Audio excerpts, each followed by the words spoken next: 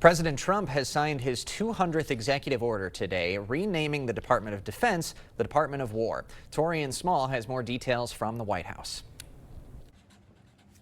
President Trump is signing an executive order renaming the Department of Defense by reviving the Department of War. We won the First World War, we won the Second World War, we won everything before that and in between, and then we decided to go woke and we changed the name to Department of Defense. So we're going Department of War.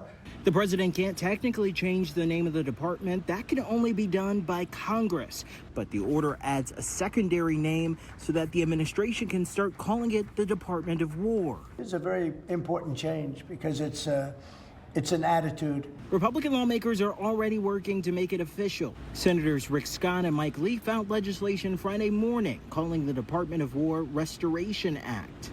Administration officials say Department of War better reflects the mission of the military and sends a message of deterrence to America's enemies. I think it's a much more appropriate name, especially in light of where the world is right now. The move comes as the Pentagon is stepping up the war on drugs in the Caribbean. Earlier this week, the military destroyed a boat the administration claims was carrying drugs and 11 gang members for Tren de Agua, or TDA, which the U.S. says is supported by the Venezuelan government. At the DoD, our job is to defeat imminent threats.